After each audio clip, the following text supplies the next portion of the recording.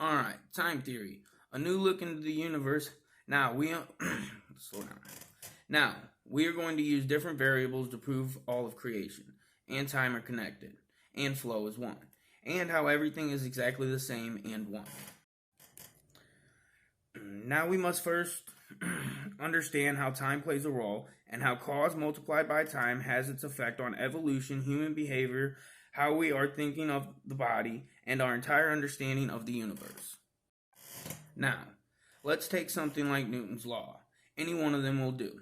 Our hubris allowed us to think that's a law. Then we built on it. Then you add time and effect and flow in. And there are more variables. Every last piece of the universe fits. That's just a small example.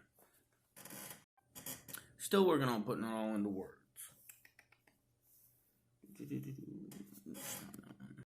Alright, so I'm still putting it all into words. Now, let's dabble in human behavior and medicine and find how we can bring that back to cause and effect, the flow of time, evolution, all being connected. Now, we all call a headache bad, but I have found the proper thinking process. I can draw a physical response in different parts of the head, which I can't explain but want to stick to the main goal of the connections. Now, we train the body.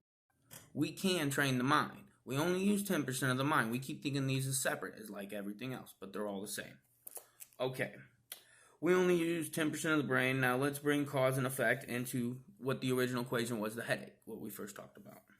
Okay. Now we'll bring cause and effect into time and flow and the constants. Now, the cause of the physical response plus time, our understanding of what it is, and our misuse of words having meaning, not as a learning tool, and the long-term effects pop out. The invention of the headache.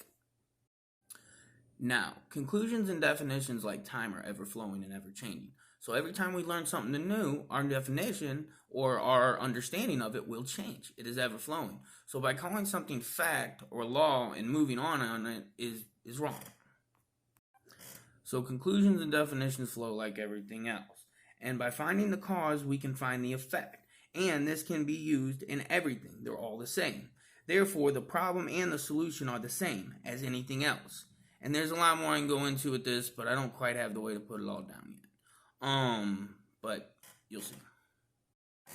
But you can use that same equation on anything to find the cause and the effect and how it was created and connect everything on just, you'll see. And like I said, over time, our conclusions will change. So this theory will take time to prove like everything else because it floats.